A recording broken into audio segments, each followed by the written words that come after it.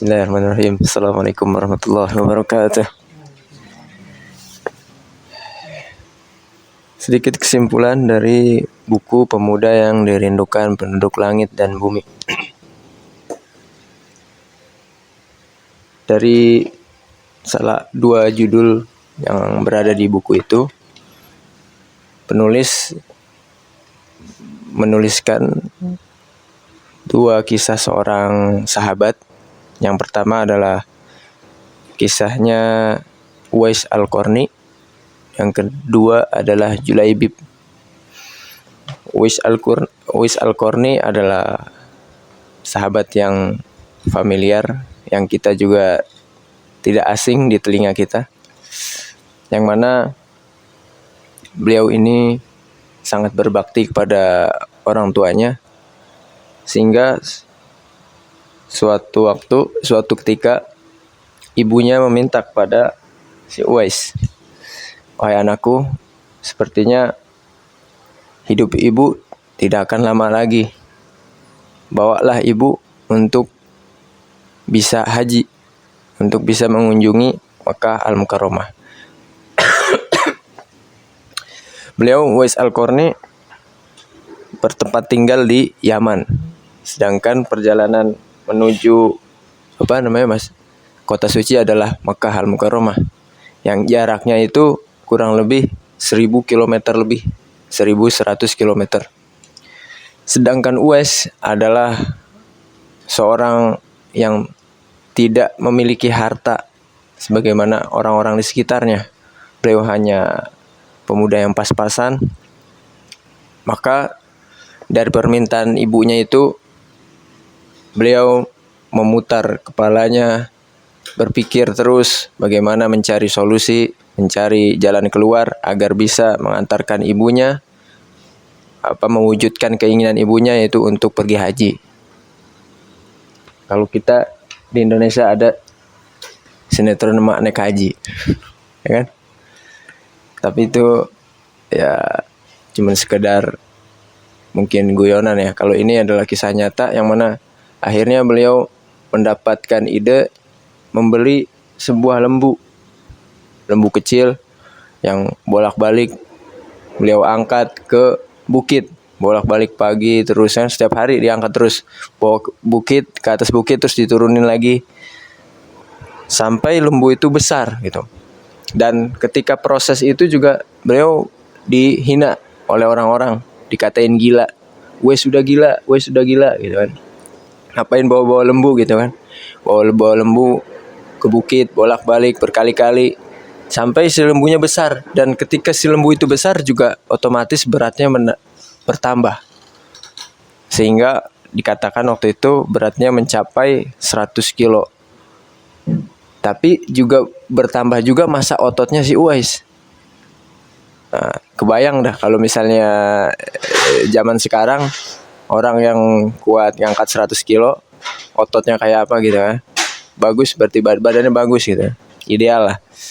Nah, setelah sudah berhasil mengangkat lembu itu, barulah orang-orang itu yang tadinya biasa menghina Uwais akhirnya tertegun gitu. Takjub gitu. Rupanya selama ini Uwais itu menyiapkan sesuatu gitu yang tidak diberitahukan kepada orang-orang sekitar.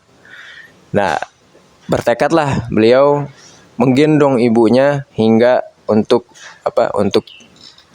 bisa sampai ke Makkah Al-Mukarramah. Dan perjalanan itu adalah perjalanan yang sangat jauh dan berat, yang berjumlah kurang lebih 1100 km sekian.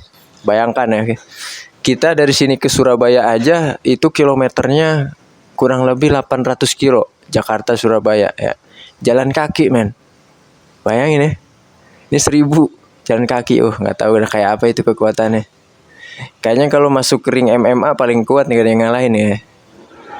Nah, itu bayangkan, akhirnya beliau berhasil membawa ibunya ke Makkah Al-Mukarramah. Kemudian beliau ketika sampai di depan Makkah, beliau berdoa kepada Allah, "Ya Allah, ampunilah segala dosa ibuku." Kemudian ibunya bertanya, "Kenapa engkau hanya mendoakan aku saja, hanya mendoakan ibu saja? Kenapa tidak berdoa untuk dirimu?" Kemudian Uwais berkata, "Cukuplah dosa-dosa ibu semuanya diampunkan, kemudian ibu dimasukkan surga, dan ibu ridho kepadaku. Dengan perantara ridho ibu saja sudah cukup, bisa, insya Allah bisa memasukkan aku ke dalam surga. Itu kisah dari si Uwais Al-Qarni. Yang mana Uwais Al-Qarni juga dulu beliau itu terkena penyakit sopak, atau kalau kita bilang penyakit kulit ya, yang kayak putih-putih gitu ya. Kusta gitu. Si Uwais itu pernah penyakit itu ketika sudah berhasil mengantarkan ibunya ke Mekah Al-Mukarramah itu, penyakitnya hilang semuanya kecuali di tengkuknya. Karena kan Nabi bersabda, nanti setelah sepeninggalku akan ada seorang pemuda yang doanya sangat makbul. Itu Nabi sampaikan kepada Umar bin Khattab dan Ali bin Abi Thalib. Padahal kedua sahabat ini udah dapat jaminan surga. Tapi Nabi tetap suruh nanti temui orang itu dan minta doanya sama orang itu.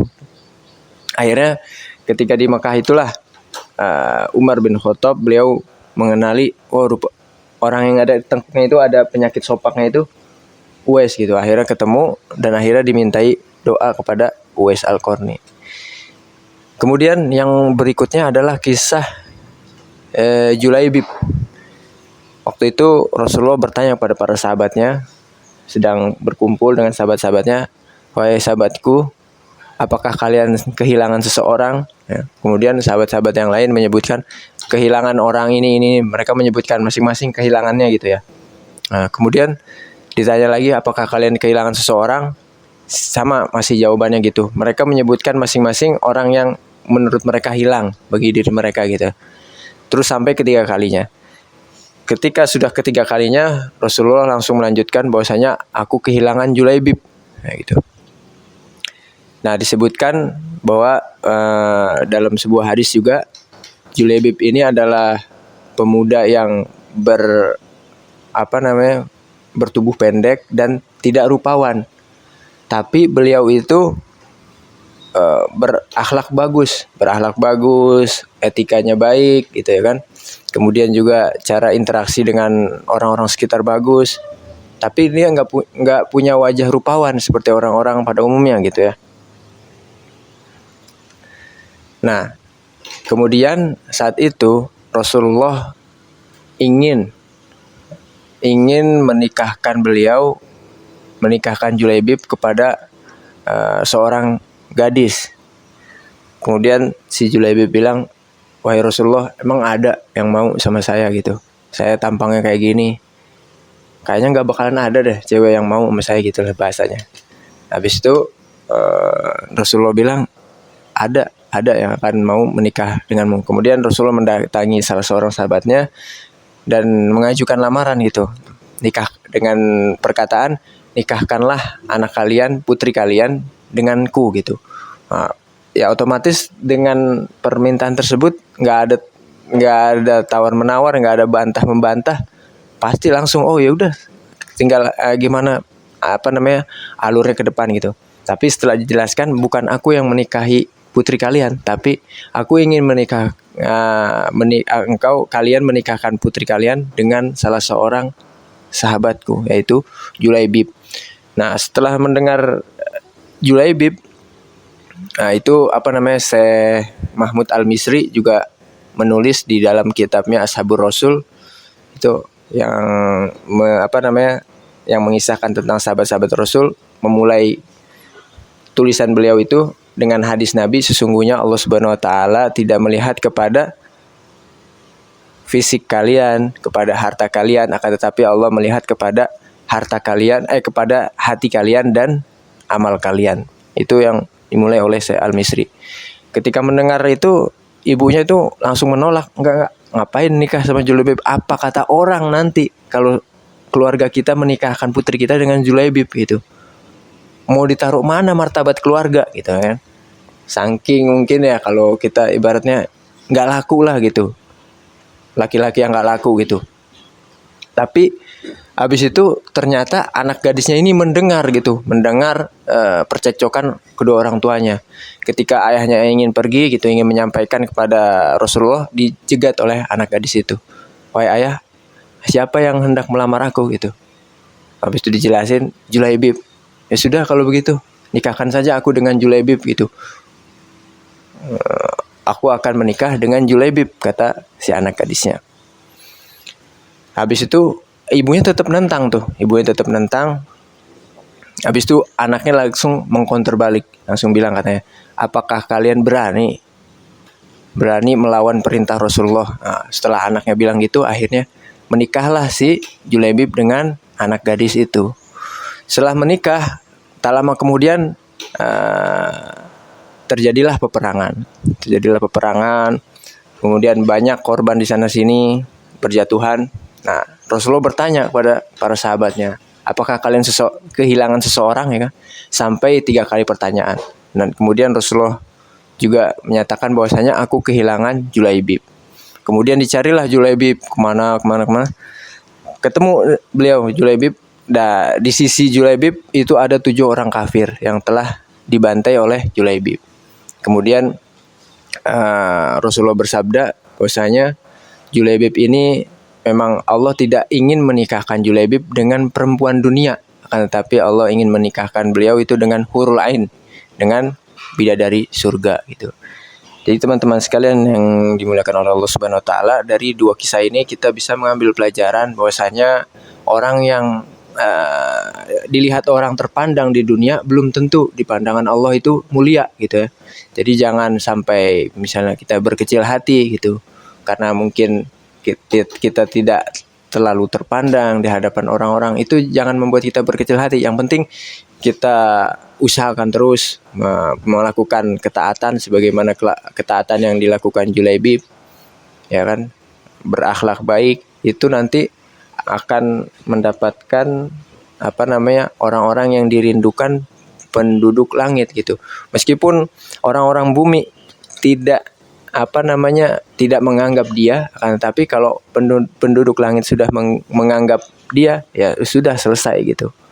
Betapa banyak kan orang-orang yang ya begitu tenar, begitu tersohor di dunia ini, tapi sejatinya di sisi Allah belum tentu gitu. Belum tentu, bahkan malah harusnya lebih hati-hati lagi, karena di sana banyak celah-celah yang membuat seseorang itu jadi ujub, jadi tinggi hati, angkuh dan lain sebagainya. Demikian, semoga bermanfaat. Assalamualaikum warahmatullahi wabarakatuh. Saya akan menyimpulkan sedikit dari buku PAI, Pendidikan Agama Islam dan Budi Pekerti, yaitu mencintai Allah Subhanahu wa taala salah satunya dengan memiliki sifat khauf, yakni takut. Khauf adalah rasa takut, khawatir, gelisah terhadap siksa dan perbuatan maksiat dan dosa yang kita lakukan. Sejatinya manusia itu memiliki rasa takut. Rasa takut ketika kehilangan seseorang yang dicintai. Rasa takut kehilangan harta yang telah capek-capek kita cari. Dan rasa takut kepada Allah Subhanahu wa taala adalah sifat seorang mukmin yang bertakwa.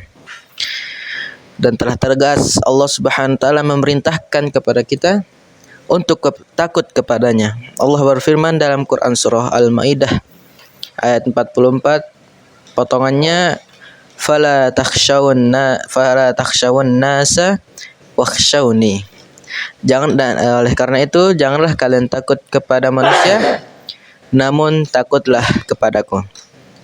Imam Al-Ghazali berkata, rasa takut kepada Allah Subhanahu wa taala yakni takut tidak diterimanya taubat, takut tidak bisa istiqomah dalam melakukan kebaikan, takut terjebak dalam kesibukan yang melalaikan kepada Allah Subhanahu wa taala, dan rasa takut sombong dan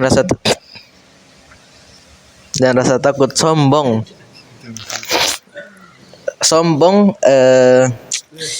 Rasa takut sombong ketika mendapatkan kenikmatan dari Allah Subhanahu wa taala. Oleh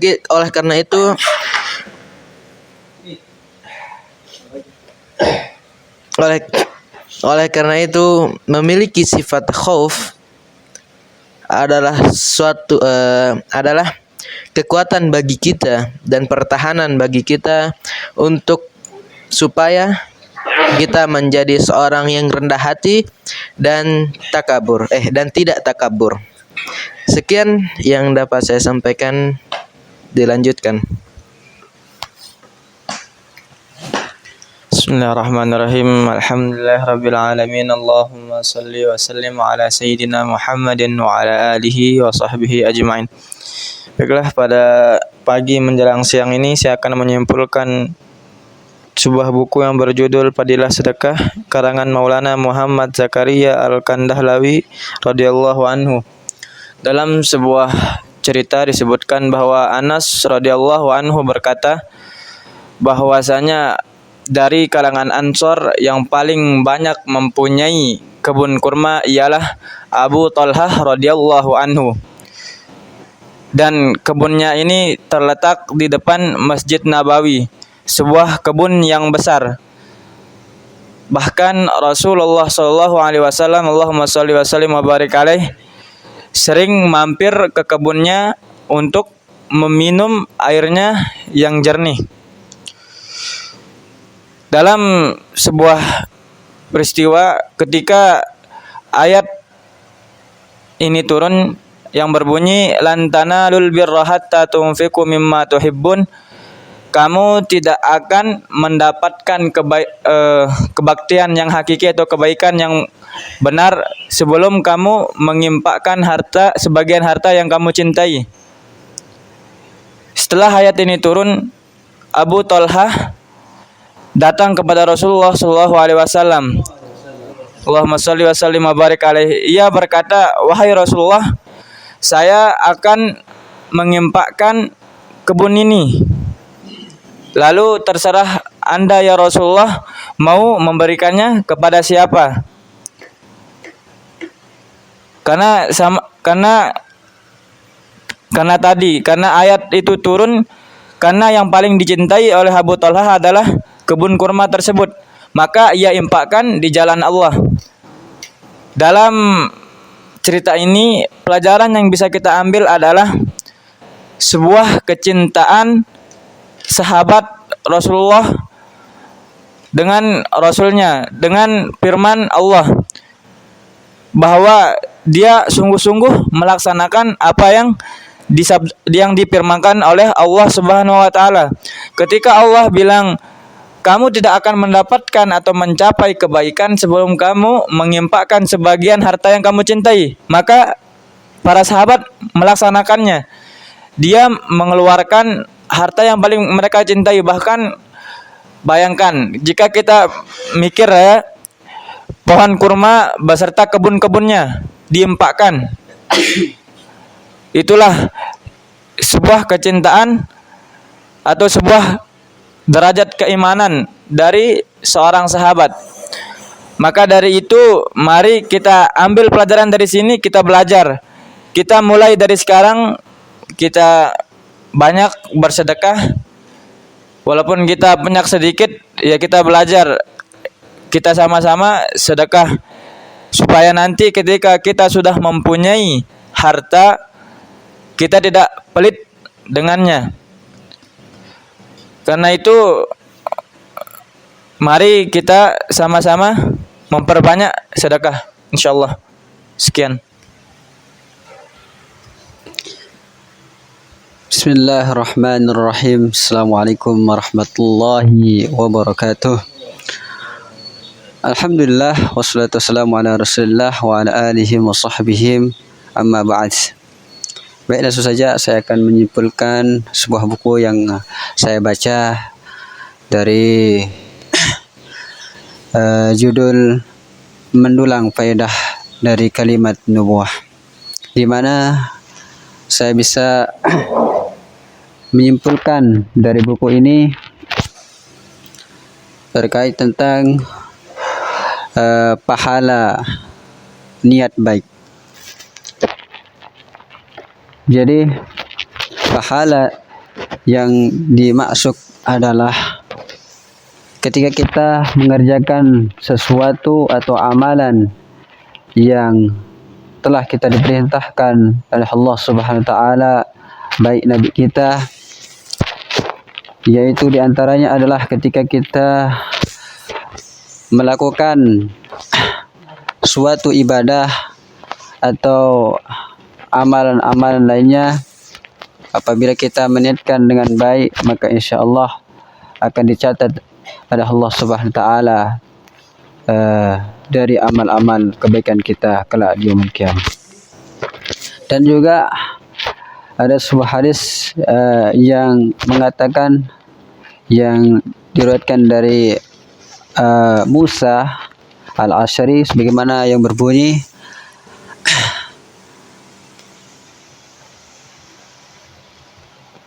an Abi Musa al-Asy'ari radhiyallahu anhu qala Rasulullah sallallahu alaihi wasallam, dia bersabda, "Idza marida al-'abdu aw safira lahu misluhu kana ya'malu muqiman sahihan." Artinya dari Abu Musa al-Asy'ari radhiyallahu anhu, ia berkata, Rasulullah SAW beliau bersabda, yang artinya apabila seorang hamba sakit atau safir atau berpergian, ditulis untuknya seperti apa yang ia lakukan dalam keadaan mukim dan sehat. Hadis riwayat Bukhari.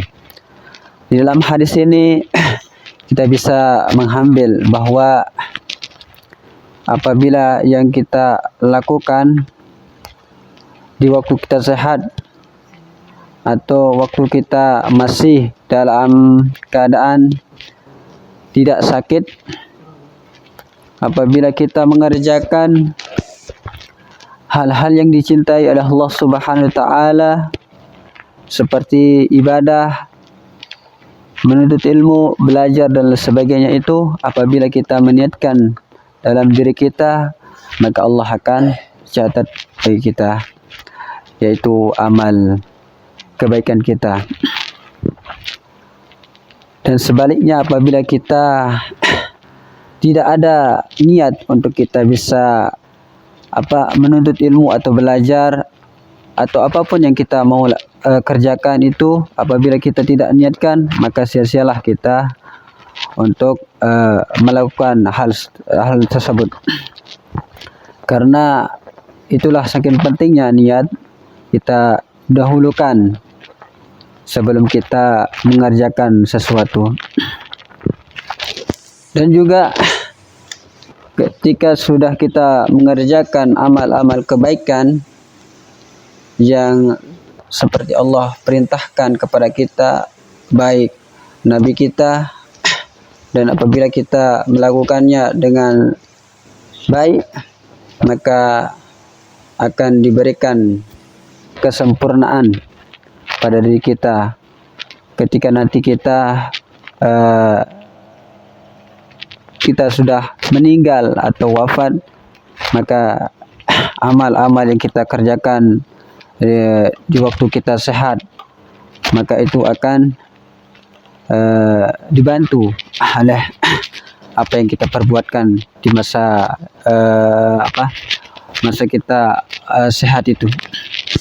Dan itulah harus kita utamakan yang namanya niat ini, karena niat adalah segala satu yang sangat penting bagi kita semua. Mungkin ini saja yang saya bisa simpulkan kurang dan lebihnya mohon dimaafkan. Kalau kata-kata yang saya kurang benar atau kurang bagus, mohon dimaafkan. Karena saya masih belajar, saya serahkan kepada Adnan. Bismillahirrahmanirrahim.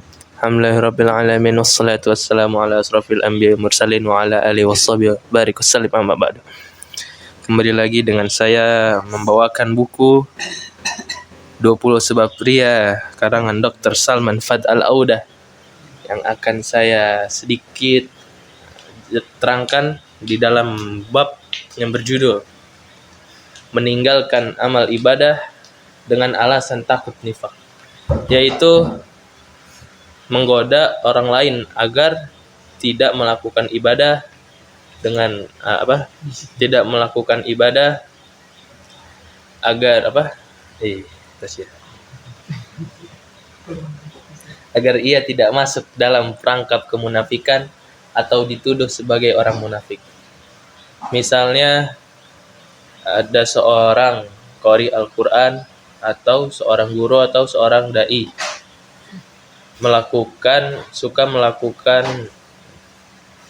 suka melakukan perbuatan maksiat secara sembunyi-sembunyi.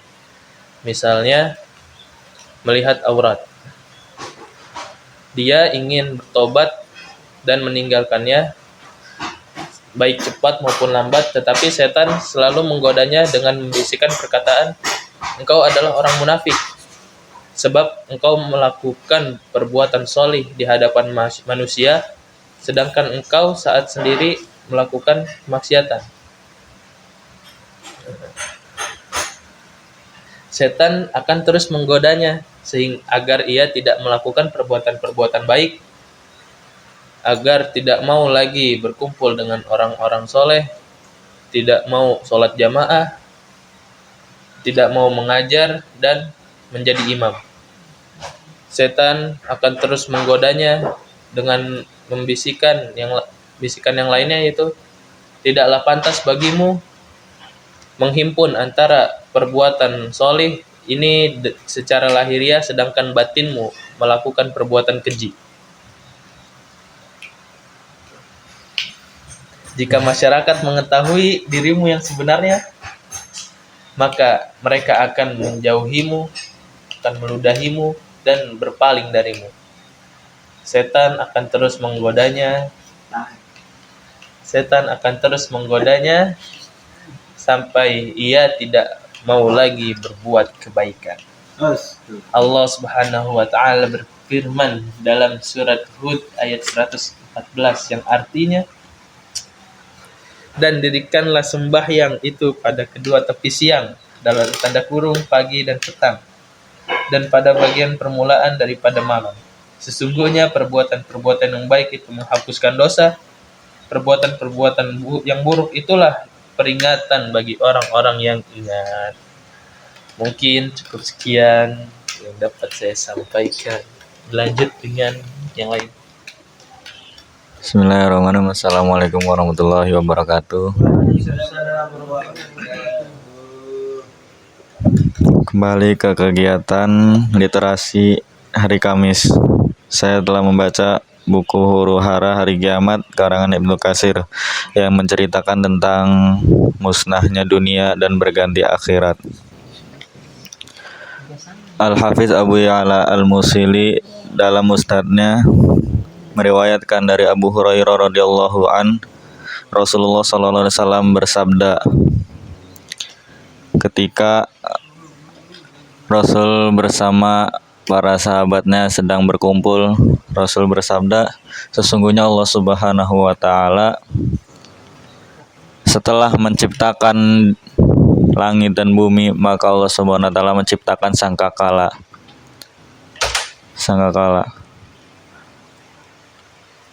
Lalu Abu Hurairah berkata, ya Rasulullah, apa itu sangkakala? Maka Rasulullah menjawab, tanduk. Abu Hurairah berkata lagi, bagaimana tanduk itu? Maka Rasulullah SAW menjawab, Tanduk itu besar. Lingkarannya lingkarannya seluas langit dan bumi. Dan di hari peniupan sangkakala itu ada 3 kali. Ada 3 kali. Yang pertama nafkhatul faza, tiupan yang mewujudkan seluruh umat manusia. Yang kedua nafkhatus sa'iq, yang mematikan seluruh manusia. Yang ketiga nafkhatul qiyam atau nafkhatul ba'ats, yang menghidupkan seluruh umat untuk diadili apa yang mereka perbuat di muka bumi ini. Ketika tiupan pertama itu berbunyi, maka terkejutlah seluruh penghuni langit dan bumi. Maka gunung-gunung pun berjalan bagaikan awan, lalu menjadi fata morgana. Bumi bergoyang bagaikan perahu di laut lepas, dihempas ombak kian kemari.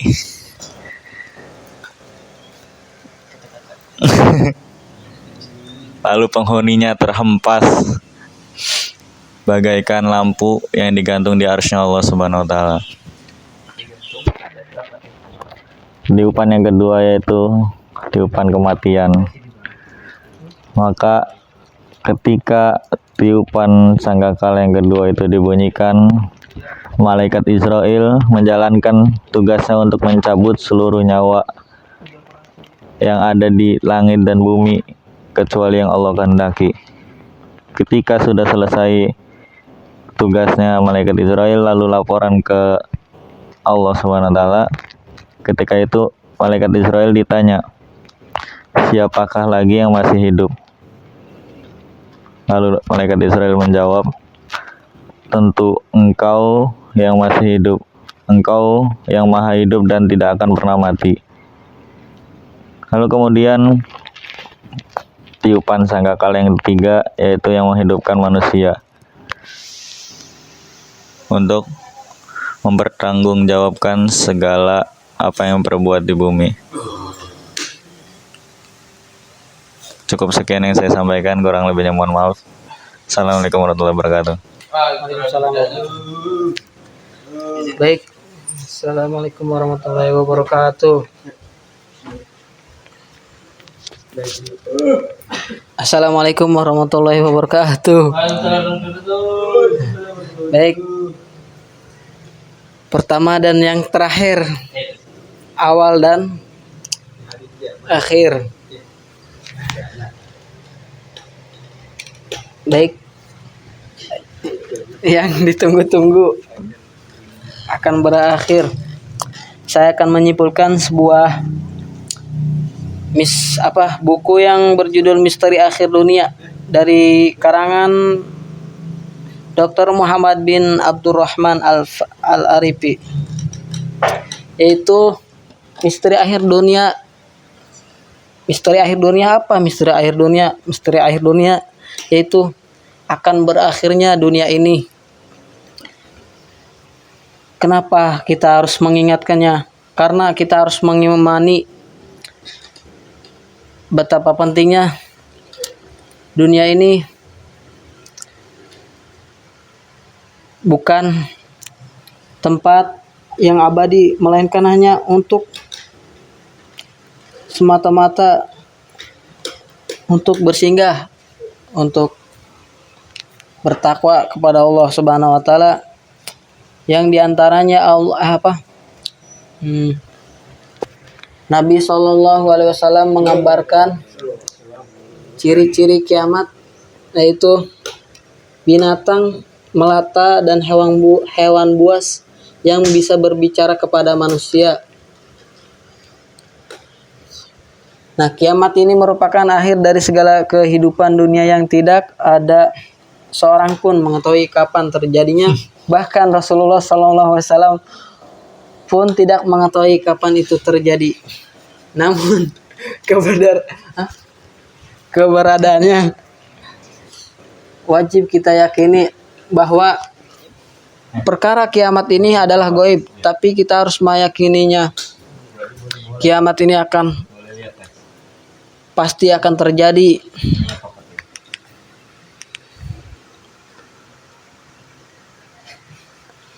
Cukup sekian.